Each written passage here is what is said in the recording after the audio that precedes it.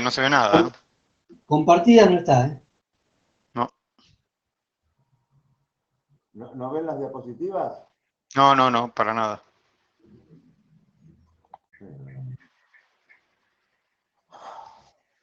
Sí, mientras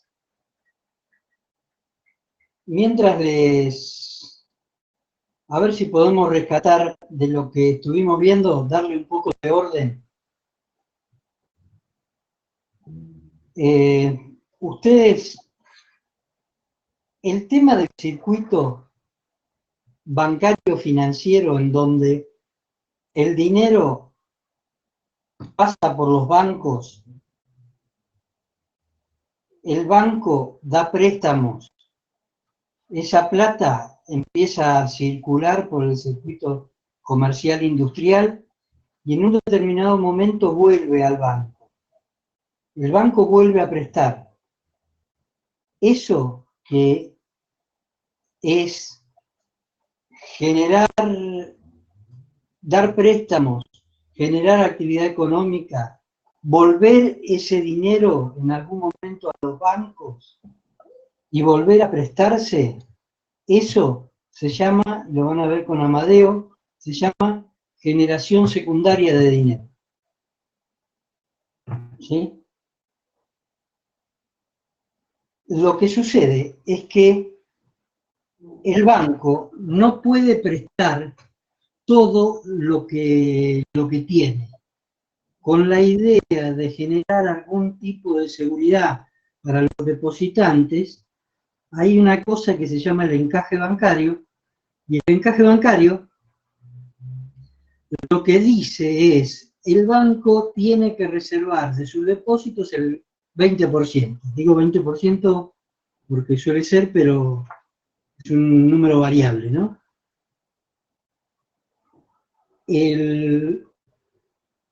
Entonces, el banco, si recibe 100 pesos de depósitos, solamente puede prestar 80.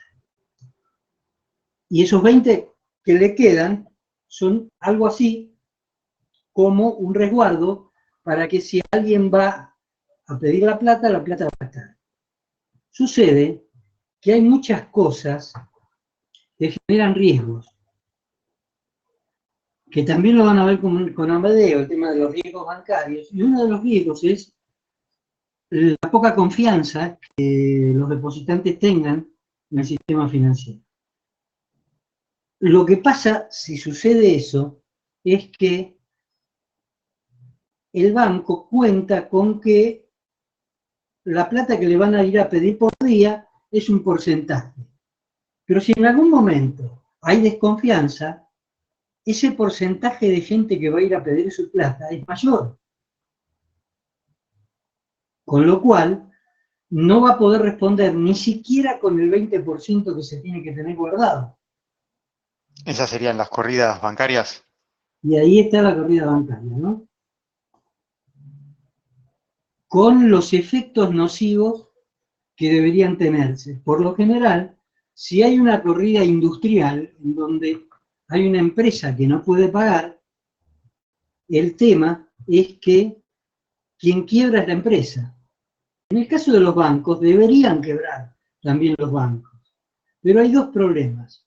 Primeramente, es el problema de que el banco, dentro de su composición de capital, la mayor parte de plata que tiene es de terceros, con lo cual los que están perdiendo indirectamente son los depositantes, que son los que pusieron plata en el banco, y que teóricamente se las tiene que devolver, pero el banco no tiene la plata para eso. Ese es un problema. Y el segundo problema, que lo pensé recién y ahora me acabo de olvidar,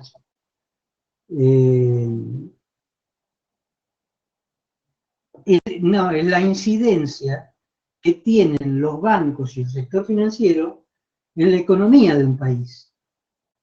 Buena parte de la economía de un país se mueve a través del sistema financiero, la bancarización, con lo cual cerrar bancos para un gobierno es un problema adicional que se le presenta. ¿Por qué? Porque, no sé, los jubilados tienen sus cuentas ahí, se paga a través del sistema financiero, el sistema industrial se mueve a través de créditos que se mueven dentro del sistema financiero, con lo cual, lo que hablábamos al principio, de qué harían ustedes si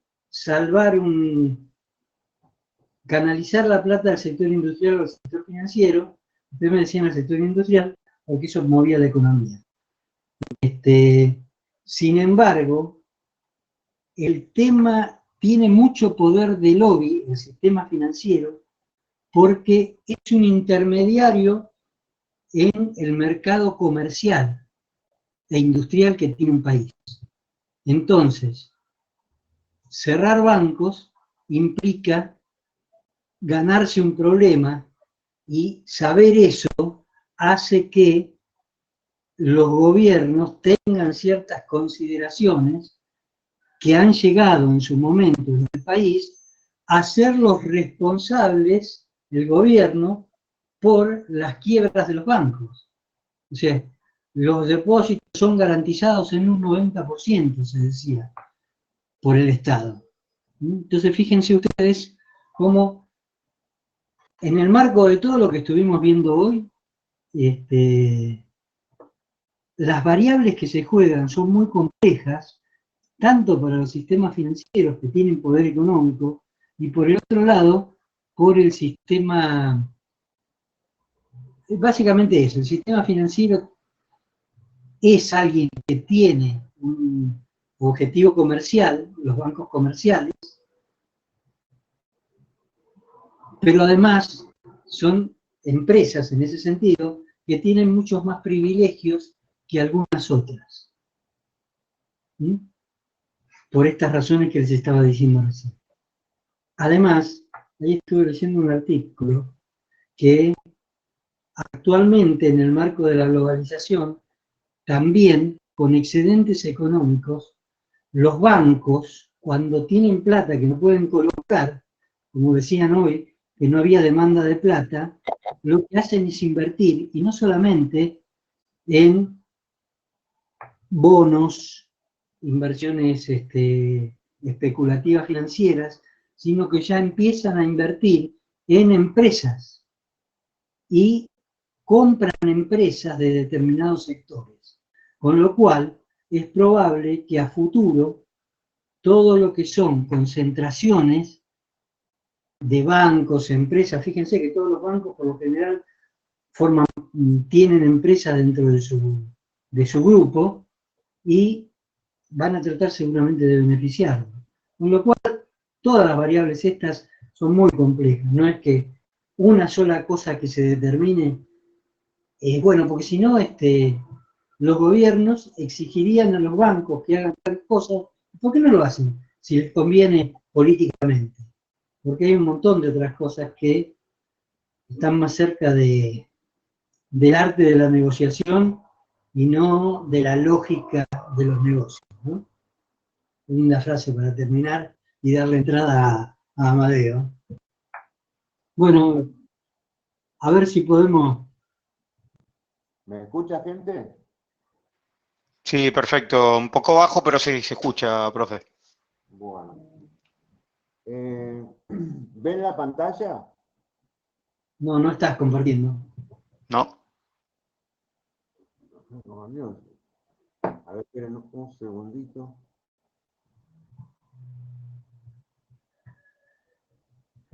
Mándamela, Amadeo, mándamela por mail que yo la mando de acá. Que yo tengo mejor conexión.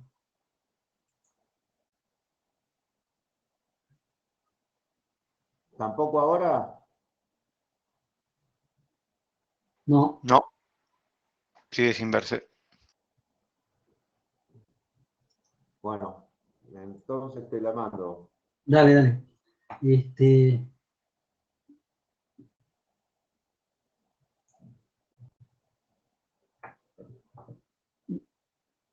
Hay que copiar, Guillermo, no, o sea... Bueno, mientras estoy recibiendo esto, charlemos un rato de economía. Somos todos economistas de última, por todo lo que estuvimos hablando hoy. No, pero el sector financiero tiene un poder de lobby muy grande. Y me imagino que es aparte porque es el corazón del sistema capitalista. Ahora. ¿Quieren ver otra partecita de una película? Hablando de eso. Dale. Cortito. ¿Me la contás de nuevo, por favor? No se ve, ¿eh? No, espera. A ver, un poquito. Todavía no estoy compartiendo.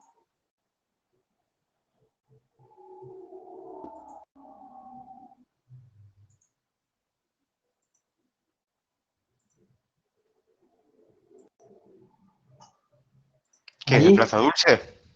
Sí. Ah, sí, el Plaza Dulce.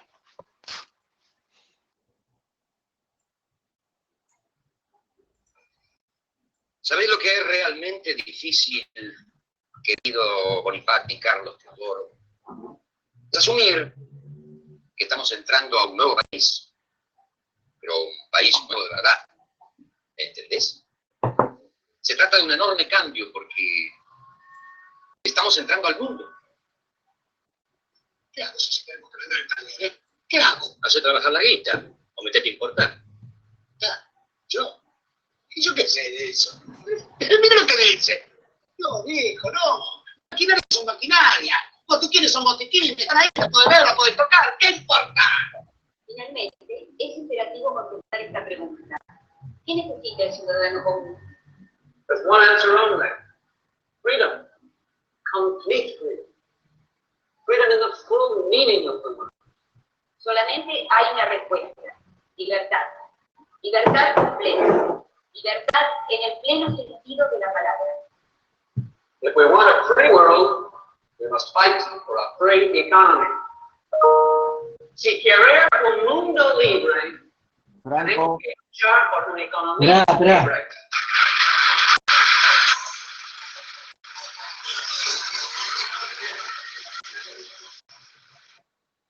La fábrica de colchones suspendió por 15 días el personal. La de cortina americana quebró. Y me dijeron, ¿el Choco Garófalo? El Choco Garófalo cantó el Paladios. ¿Qué no era cuando pasó a andar el tarino? Ahora va a ir a tocar Magoya, va a ir.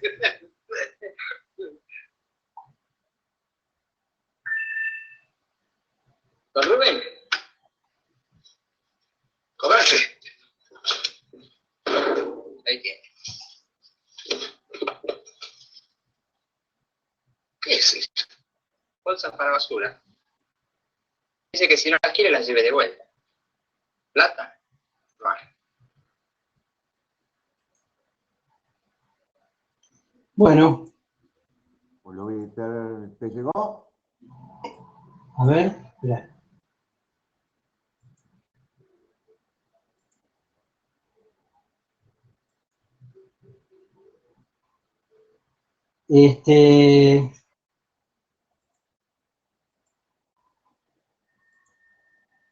Esa película, ahí en eso que el poquitito que les pasé, es interesante.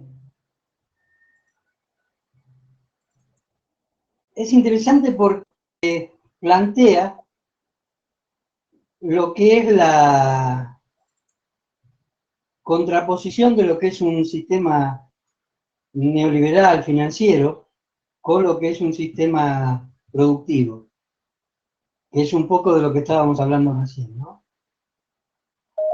Sí, describe lo que fue la política económica del proceso de reorganización nacional, ¿no? Un poco esa película.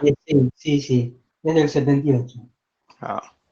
Profe, Sí. ¿qué es el neoliberalismo? No, pero no, déjenlo. Ay, ¿sabés para cuánto tenemos?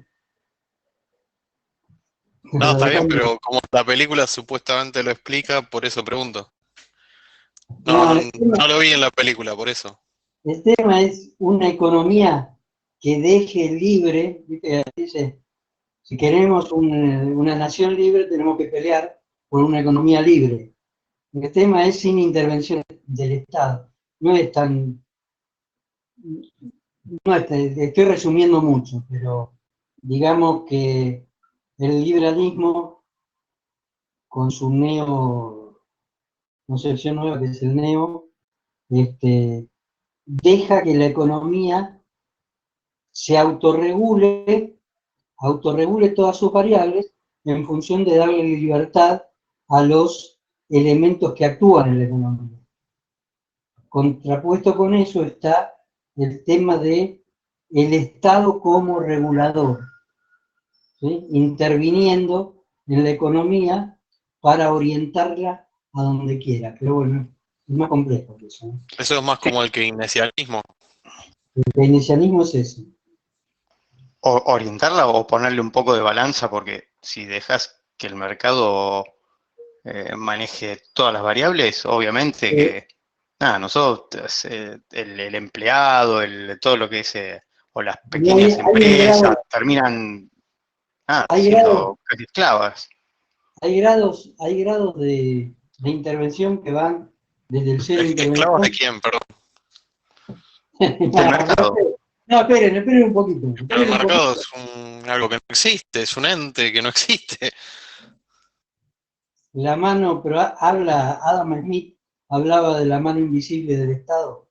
No sé si sintieron alguna vez esa frase de uno de los economistas liberales por excelencia, del 1700, ¿no?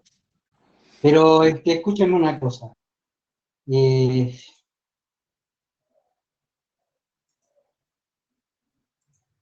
El curso es de Amadeo.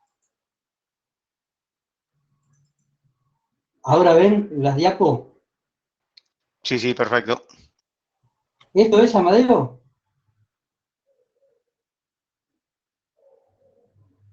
¿Se perdió otra vez? ¿Amadeo?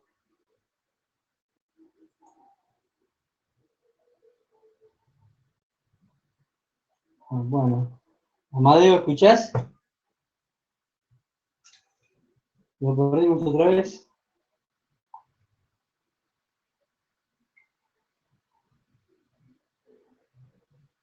Bueno, mientras me comunico con Amadeo, conversen ustedes dos.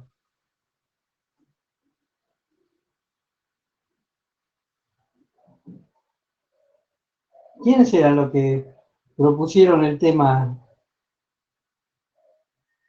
Yo a Sara pregunté qué era el neoliberalismo. Sí, y yo había respondido que para mí tiene que haber una intervención del Estado regulando, porque claramente hay mucha diferencia. Eras esclavo, dijiste vos. No, claro, que si no termina, claro, o sea, ¿quiénes pugnan por un mercado completamente liberado y ¿Y alguien te contestó, esclavo de quién? ¿Quién era? De la cara. Yo no dije nada de ningún esclavo. ¿Quién habló del esclavo? No, yo decía que sí, los que pugnan justamente por una economía liberal en el cual todo lo sea regulado por el mercado, justamente son las grandes corporaciones y las grandes empresas, el que maneja la plata.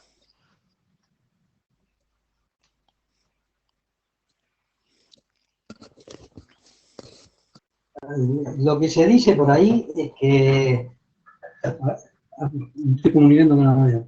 Espera, Amadeo. No, que dice...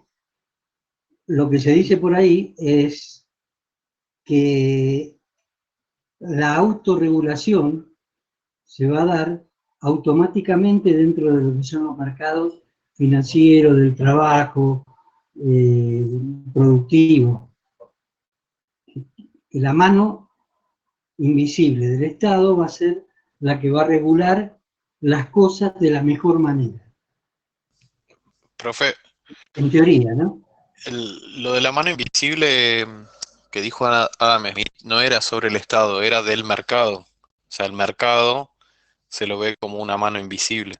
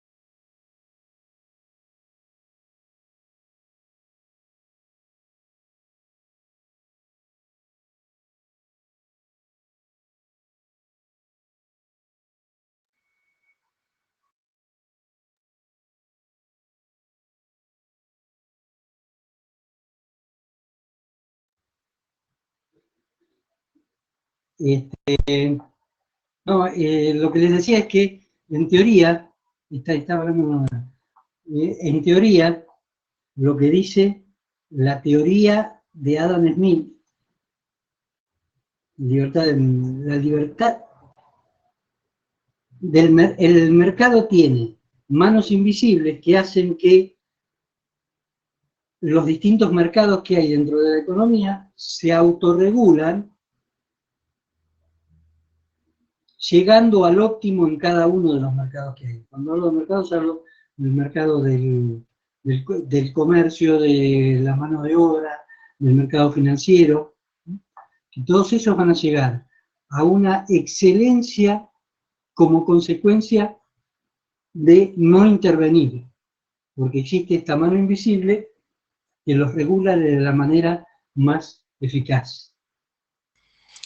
Claro, porque digamos, Yo el digo capital que cada uno tiene es como un voto. Entonces, cuando uno va y compra algo, lo que está haciendo es aportar donde cada uno tiene su interés y su opinión. Entonces, cuando uno va y compra algo, lo que está haciendo es depositar su confianza en el productor.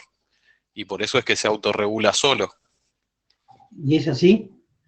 Y claro, dígame, ¿usted no tiene una lapicera, por ejemplo, de la marca Bic? Sí, lo que pasa es que es más complejo que una lapicera.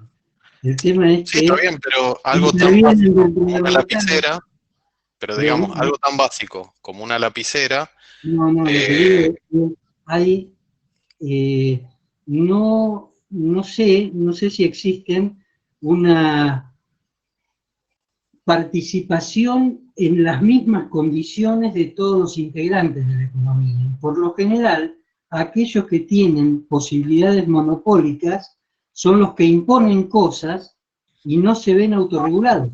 bueno, pero ahí si vamos a entrar en ese tema hay que hablar de los tres tipos de monopolios, los orgánicos, los integrales y los que son producidos por el Estado. ¿Sí? Digamos, si usted tiene un monopolio, eh, puede ser que haya un Estado tratando de evitar de que haya competencia sobre ese monopolio. Siempre está la oportunidad de que Bueno, cualquier otro pueda depende de qué llegar a... monopolice. Depende de qué Claro, sí, depende monopolice. de qué tipo de monopolio estamos hablando. Claro, por eso, por lo general, cuando suele haber lo que se llama la concentración de capitales, el Estado no tiene muchas posibilidades de intervenir y esos monopolios, además, terminan participando dentro del Estado mismo. Y cuando el monopolio participa con integrantes dentro del Estado, la cosa se desvirtúa y no existe esa libertad, esa mano libre la mano invisible del No, claro, mercado. Eso no es liberal. ¿Cómo que no es liberal? No, claro, eso no tiene nada que ver con el liberalismo. Claro, no, pero la realidad te hace que los liberalismos tiendan hacia esos lugares que son forzados por los sectores que tienen más capacidad de intervenir, haciendo lobby o generando situaciones de no igualdad, ¿no? Pero usted no me dijo que intervenían desde el Estado. En el liberalismo no. Me dijo recién que esos sectores intervenían desde el Estado.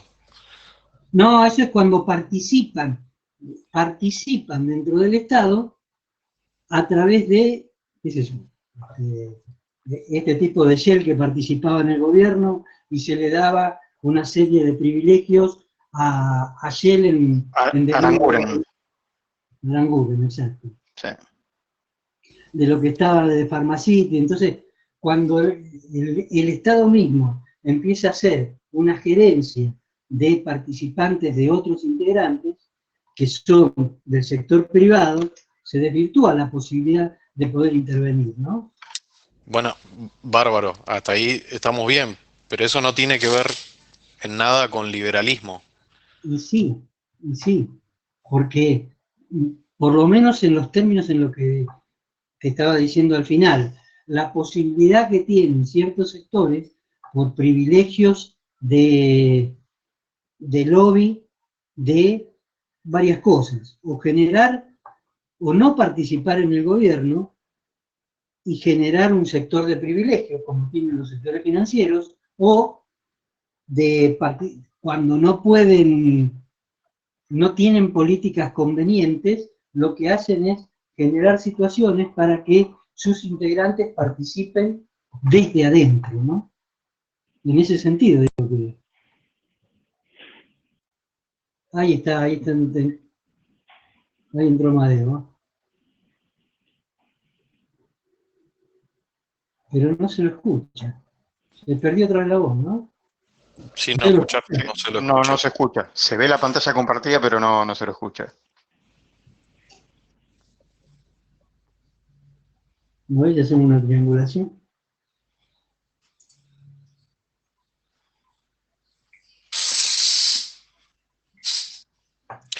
Profe, por si las ¿Qué? dudas, para cerrar un poco el tema, digamos, cuando se habla de liberalismo, el liberalismo plantea que tiene que haber igualdad ante la ley.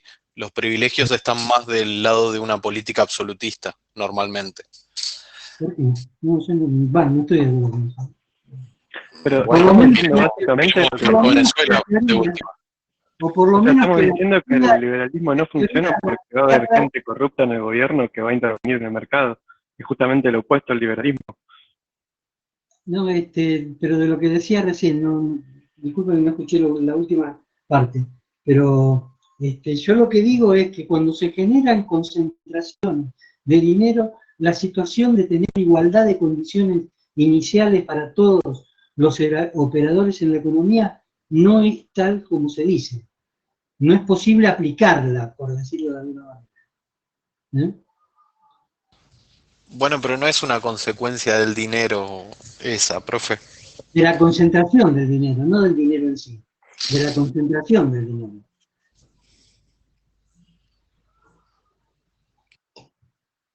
Pasa que una persona cuando tiene dinero no es que se la queda en la mano. Normalmente, ¿qué hace? O sea, si tiene mucha concentración de dinero, ¿qué hace?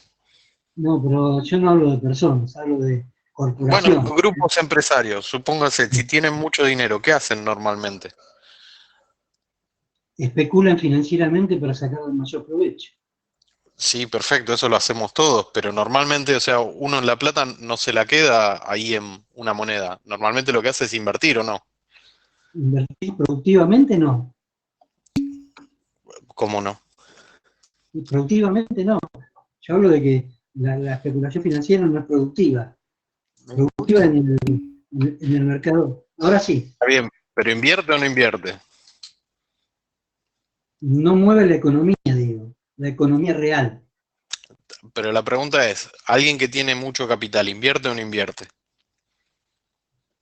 Normalmente invierte para no perder, porque si no pierde, si se lo queda estático. Pero las necesidades de un país van más allá de la necesidad propia de la ganancia financiera.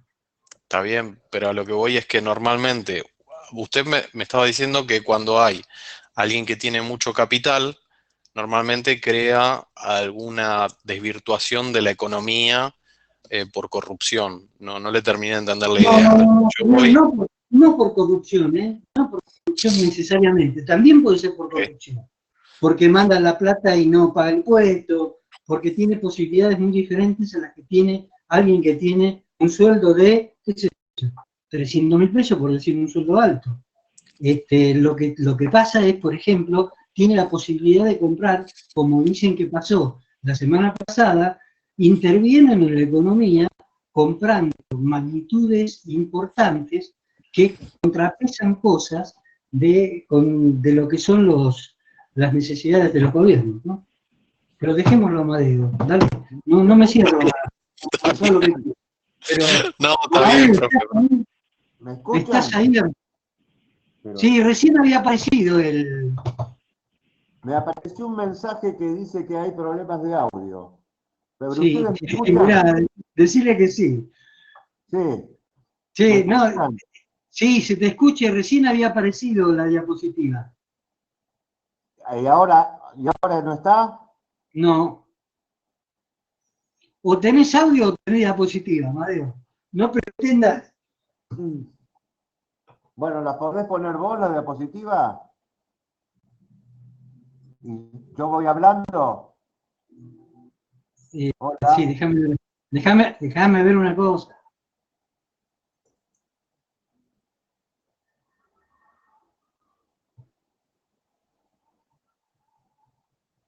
¿Unidad 2 se llama? No, unidad 1.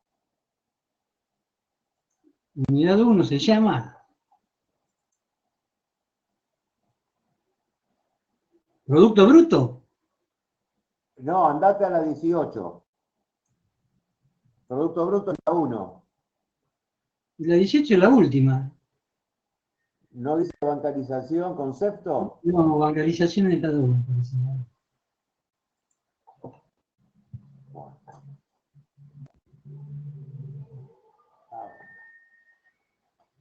Creación secundaria de dinero.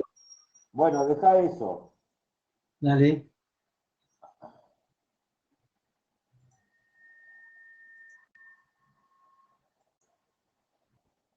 Bueno. ¿Me escuchan?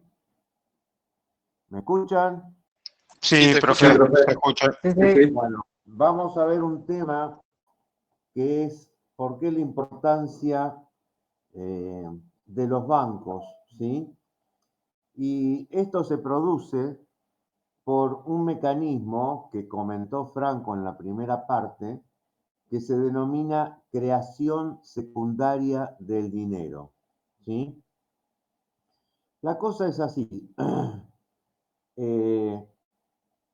Obama, en un discurso político que le llevó su costo, dijo en un discurso que, esto es textual, la verdad es que $1 de capital en un banco puede producir 8 a 10 dólares en créditos para familias y empresas.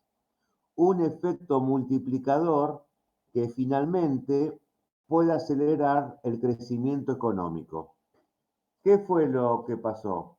¿Se acuerdan ustedes de la crisis de la Lehman Brothers, o no lo pronuncié para el diablo, donde Estados Unidos cayó en una recesión y Obama, en vez de darle dinero a la gente, le dio dinero a los bancos? ¿Se entendió? Dense cuenta, chicos, el costo político de esto. Los responsables de la crisis habían sido los bancos y el presidente de Estados Unidos le da guita a los bancos, estos que nos mandaron a la recesión y nos esquirlaron un montón de guita, encima son premiados. Lo que les leí al principio, que $1 de capital en un banco rinde mucho más, se explica por esta idea que es la creación secundaria del dinero. ¿Está? ¿Me siguen escuchando? Sí, sí, perfecto. Ah, ¿me Sí, escuchan? profe. Bueno, Eh, bien. Entonces, supongamos que alguien deposita 100 pesos en un depósito común, en un banco, ¿sí? ¿Cuál es el objetivo del banco con ese depósito? Prestárselo a otro. Exactamente, esa es una función, ¿sí? La función principal, digamos así. También Franco mencionó en la primera parte que hay algo que se llama anclaje, en la cual el Banco Central de la República Argentina fija un porcentaje que el banco no puede prestar. Quiere decir que de ese depósito que habíamos hablado de 100 pesos, el banco solo puede prestar 80. Entonces tenemos 100 de depósito, supongamos un 20% de anclaje, 20, y presta 80.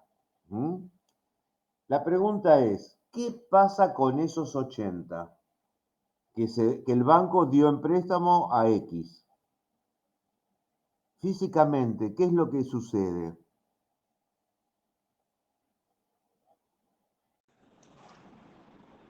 Hola. Y entra en el mercado, la gente lo comercializa, o sea, lo intercambia por mercadería o cosas o lo que sea y lo vuelve de nuevo al banco. Exactamente. El asunto es así. Supongamos que ese préstamo se lo da un empresario para que compre una máquina, ¿sí? El empresario va y compra la máquina, le salió 80 pesos, ¿sí? Esos 80 pesos físicamente, ¿a dónde van? En la operatoria normal, digamos. Al que le vendió la máquina. Va al que le vendió la máquina, pero el que le vendió la máquina, ¿qué hace con los 80 que cobró? Lo manda al Lo banco. deposita en el banco. Exactamente, exactamente. Quiere decir que esos 80 se reincorporan en el sistema financiero, ¿sí? Originando un depósito de 80, que fue lo que costó la máquina, se le aplique el anclaje, 20% habíamos dicho, 16, y vuelve a prestar lo que le sobra de los 80, o sea, 64. ¿Entienden? Entonces, ¿dónde se produce la creación secundaria del dinero? En la reinversión, o sea, cuando vuelve. Exactamente. En volver a dar préstamos de la plata que le entra. Pero fíjense que esos 80 que llevó el vendedor de la máquina, esos 80 formaban parte de los 100 del depósito original. Quiere decir que los depósitos, o sea, lo que se produce es la reintroducción del primer original 100 unidades físicas de dinero que se reincorpora varias veces, ¿sí?, en el sistema financiero. Nosotros teníamos un depósito de 100, ¿sí?, y un depósito de 80. Y como préstamos tenemos 80 y 64, pero esos 80 del segundo depósito del vendedor de la máquina, ¿sí?, es la reintroducción, o sea, los mismos billetes físicos son vueltos a prestar, y así sucesivamente. Quiere decir que en un monto cada vez más pequeño de depósito, porque se lo va comiendo el anclaje, ¿sí? Eso es lo que el Banco Central les exige mantener como prudencia, digamos así, y ahí es donde se crea el dinero, por la reintroducción de los mismos billetes físicos, ¿sí? en el mercado. Entonces tenemos una creación primaria del dinero que es la impresión, digamos así, la confección del dinero, y la creación secundaria. ¿Por qué? Como ya dije, porque el depósito original es prestado cada vez en menor proporción y es como que esos 80 no hubieran venido del primer depósito, ¿sí? Entonces, eso es lo que explica lo que tuvo que decir Obama en ese discurso político, que lo vuelvo a repetir. La verdad es que un dólar de capital en un banco puede producir 8 a 10 dólares en créditos para familias y empresas. Un efecto multiplicador que finalmente puede acelerar el crecimiento. ¿Se entendió qué es lo que pasa? ¿Cómo se crea el dinero? El mismo depósito original es prestado varias veces. Entonces, Pero es todo ficticio entonces. ¿cómo? ¿Se ve, perdóname, se ve las diapositivas? Sí, se ve. Ah, está. ¿La ven? ¿Sí, vos la ves, Amadeo? Yo sí. Bueno, dale. ¿Ustedes la ven? Sí, se ve. está. Sí, Bueno. Bueno, por fin, la ven y me escuchan. 10 puntos. No, Entonces, si faltan ven 15 la minutos. diapositiva, Aprovechá fíjense. 15 minutos, Amadeo. ¿Cómo? Aprovechá los 15 minutos que queda. Decile. Si ustedes ven la diapositiva, fenómeno. Fíjense que al final de la columna de depósitos, si hacen la suma, suman 500. El anclaje suma 100 y los préstamos 400. ¿Cuándo se paran este circuito? Se para, fíjense, cuando el depósito original de 100 es absorbido completamente por el anclaje. Fíjense que el primer numerito de depósito es 100 y el último de anclaje es 100. ¿Sí? Esta idea, chicos, se explica con una vuelta. En realidad son miles de vueltas que están superponiéndose y girando por todos los depósitos que se hacen en el sistema financiero. Nosotros sabemos, entonces, ¿cuál es la conclusión? Fíjense, el primer número de la columna depósito me dice que un depósito original de 100 puntos, los 100 unidades monetarias, puede ser prestado 400 veces unidades monetarias. Y ahí está la creación. Si no fuera así, un depósito de 100 podría ser, supongamos que no hay anclaje, un depósito de 100 tendría que ser prestado o tendría que admitir nada más que un préstamo de 100. Reitero, eliminemos el anclaje. La idea me dice, no, flaco, la cosa es así. Un depósito de 100 puede ser prestada 400 veces, 400 unidades. ¿Se entendió la idea? Chicos, Sí, profe. que me asusto. Sí, Pienso que se cortó la comunicación. No, se escucha claro, profe. ¿Alguna pregunta hasta esto? Con respecto a lo que dice abajo Obama, Entonces, profesor, fíjese el costo político, porque qué estudiante o qué porcentaje de gente en Estados Unidos puede saber qué diablos es la creación secundaria del dinero. ¿Sí? Bueno, lo que hizo Obama fue basado en esta teoría. Le dio guita a los bancos que causaron la crisis, con su costo político correspondiente, por supuesto. ¿Alguna pregunta, chicos? Sí, había una por ahí. Dale. ¿Quién? No sé. ¿Quién era que quiso aportar recién?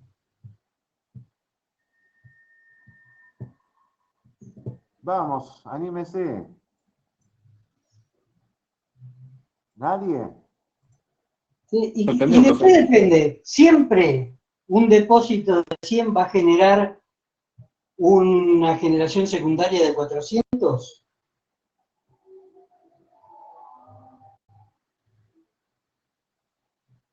Y si lo sigo prestando, ¿qué pasa? Lo que pasa es que vos fijate que la columna de anclaje va siendo cada vez más baja, lo mismo que la de depósito. Va a llegar un momento donde este embudo que tenés acá va a llegar a 500 y va a parar. Te fuiste consumiendo las veces que entró la plata, la tuviste que reservar como anclaje. Hasta que un determinado momento no podés prestar más. Pero siempre va a ser de 400. Profe, ahí no es donde entra el mercado internacional, donde para cubrir ese déficit en vez de generar dinero, sacarle dinero a otro país. No, pero no lo metamos. No lo metamos acá que va a ser lío. La pregunta era, ¿siempre 100 pesos generan una 400 de generación secundaria? Depende del porcentaje del anclaje o no. Exacto, eso. Hay una cosa que se llama el multiplicador. Ustedes, por ejemplo, supónganse que el anclaje es del 100%. En un caso, existió una vez, pasó. Pero supónganse que el anclaje del 100%. ¿Cuántas veces va a poder circular la plata? Ninguna. Una única vez. Ahí no se produjo generación secundaria, porque todo lo que devuelve al banco lo tiene que guardar. Con lo cual la generación secundaria fue 0. ¿Se entiende la idea? Sí, profe. Sí, sí. Y si fuera, a ver, los genios de la matemática, si fuera el anclaje 0%, Infinito. No lo presté, lo podés. Si no tenés que anclar nada, toda plata que te entra la podés prestar. sí, entonces tiende a infinito, ¿no? ¿Y sí? Porque el multiplicador, desde la matemática, el multiplicador es 1 sobre el porcentaje de anclaje. Entonces, Claro, si pones el porcentaje 0, va a tener infinito. tiende a infinito. Y si el porcentaje es 1, la generación secundaria es 1. Es 1 por 1. Los 100 pesos se multiplican por 1. En el caso de que sea el 20%, 1 sobre 20% es 5. 100 por 5 son 500. 500 va a estar formado por los 100 de la base monetaria más los 400 del préstamo.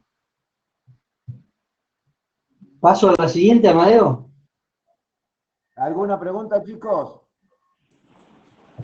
No, profe, Bueno, quedó claro. No. Paso a la siguiente. Yo pasé a la siguiente. Dale, La pasamos también. dale. Bien. Acá tenemos la característica de las entidades, que son las entidades financieras, ¿sí? Y no por casualidad tienen una sola palabrita ahí marcada o subrayada. Dice, son aquellas que hacen de la intermediación pública de recursos financieros su actividad específica y habitual, caracterizada básicamente por la captación de los depósitos y otorgamiento de créditos, que fueron las columnas, ¿sí?, que vimos en la diapositiva anterior. Depósitos, captación de depósitos y el otorgamiento de créditos. Acá, chicos, lo típico es la calidad de intermediación, es decir, las entidades financieras en principio no prestan, ¿sí?, recursos propios, sino los que le lleva a la gente, las empresas, las unidades económicas que correspondan. En la primera parte de la charla, en una parte que comentó Franco, se llegó a decir que se podía producir una corrida hacia los bancos si hay determinados problemas, ¿sí? Lo que les tienen que darse cuenta, chicos, es que no hay ni el banco más fuerte del mundo puede tolerar que todos los depositantes vayan a pedir sus recursos todos juntos. No es que no quieran devolver la guita porque son malos o porque son HDP o como los quieran llamar. No, las entidades financieras funcionan así por ley. En el artículo primero de la ley que las rige, las define como aquellas que hacen intermediación pública de recursos financieros, su actividad específica y habitual. Esto no quiere decir que no se dediquen a otra cosa, como estuvieron hablando en la primera parte, también compran empresas, también compran oro, se meten en varios tipos de negocios, pero su función específica y avalada por la ley es la de intermediación, ¿sí? No presta recursos propios, insisto, presta los recursos, ¿sí?, que las unidades económicas llevan. ¿Se entendió bien esto? Sí, perfectamente. ¿Sí? Sí, perfecto, profe. Perfecto. Bien, vamos a la 3. Entidades financieras, características. Estas características que vamos a ver acá son aplicables, ¿sí?, a todos los grupos o todas las entidades financieras. Y pienso que esto es nada más que un ordenamiento. Creo que cuando empecemos a ver una por una las van a reconocer enseguida. La primera dice una formidable expansión. ¿Qué significa esto, chicos?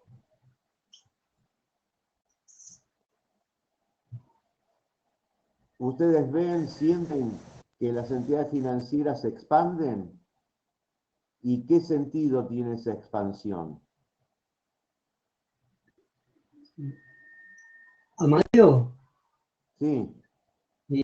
son -5. Si tenés que cerrar con alguna actividad, no sé, hacer lo que quieras, pero me parece que por ahí podés dejar a partir de esta y que hables de la actividad que le generás. Hace una cosa, si estás de acuerdo. ¿Por qué no haces actividad de evaluación de la primera parte que hablaste? Bueno, pues Yo no escuché un poco. Yo de un solo tema. Sí, lo tendría que armar, si lo mando. Está bien. Aún de forma verbal, es una evaluación. No, pero le damos algo por acá. Así no nos... ¿No querés que termine con esto? Chao. Dale. Se quedan 5 A minutos. ver, terminamos con esto, chicos, y nos vamos. ¿Qué entienden ustedes cuando escuchan las entidades financieras han tenido en los últimos tiempos una formidable expansión? Las ganancias que han tenido en estos últimos años. Expansión, bien, ahí sería una expansión monetaria o de rentabilidad. ¿Se les ocurre alguna otra?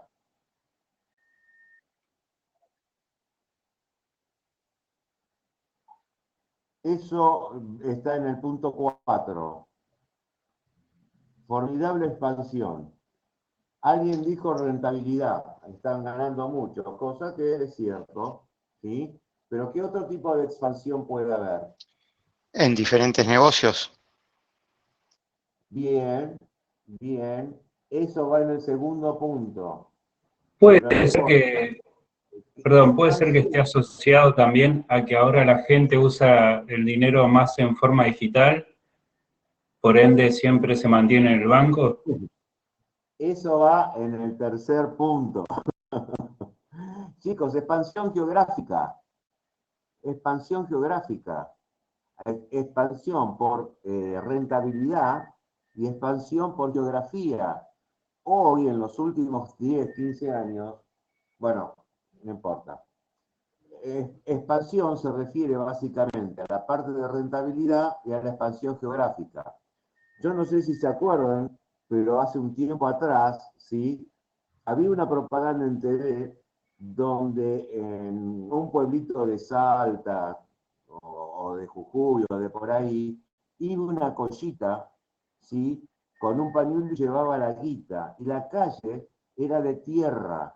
Quiere decir que hasta en el rincón más lejano se han expandido geográficamente. ¿Mm?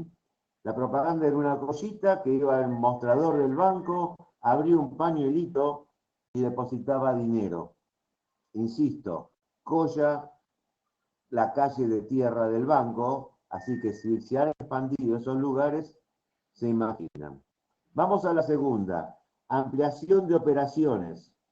Un compañero recién la mencionó. ¿Quiere agregar algo? No sé quién fue, pero tocó el tema. ¿Qué quiere decir ampliación de operaciones? No, que se meten en otros mercados aparte de los mercados financieros. No solo, exacto, pero recordemos esto y atémoslo con la palabra intermediación, ¿sí? O sea, los bancos en los últimos años han ampliado las operaciones más allá de lo que las configura, más allá de recibir los depósitos y prestarlos. Por ejemplo, pago de sueldos, cobro de impuestos, asesoramiento de inversiones, ¿sí? Compra y venta de moneda, todo esto que nombré, por ahí algunos se me escapó, ¿sí? No forman parte de la intermediación. Sin embargo, los tipos se meten. ¿Entienden? Esa es la ampliación de operaciones, o sea, se han metido en contratos en operatoria que va mucho más allá de recibir depósitos y entregar préstamos, que es justamente lo que las define. ¿Está? ¿Se entendió? Sí, ¿Se me perfecto. escucha? Ah, bueno. Tercero, importancia en la vida moderna. ¿Sí? ¿Por qué son importantes los bancos en la vida moderna?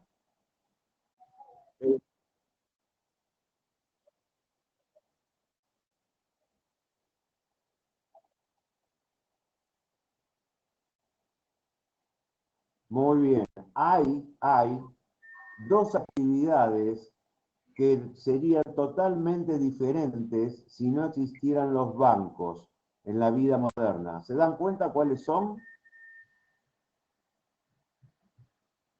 Acuérdense del sector terciario, servicios. Los bancos realizan servicios. ¿Qué actividades ayudan estos muchachos?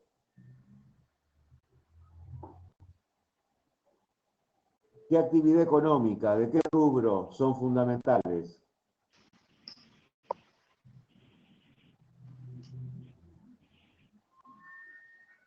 Son fundamentales para hacer pagos y recibir cobros. Sí, pero más macro, más alto. Los sectores, chicos, que se movilizan fundamentalmente gracias a las entidades financieras, ¿sí? Son el comercio, servicios, y el turismo. ¿Mm?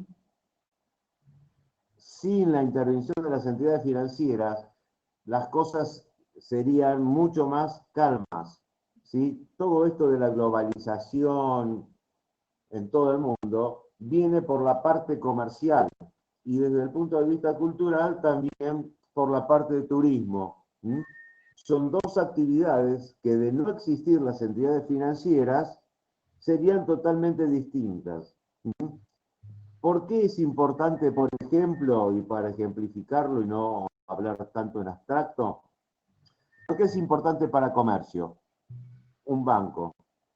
Todos ustedes saben que en los últimos años todos los bancos del mundo querían ir a China, ¿sí? Por su formidable expansión desde todo punto de vista.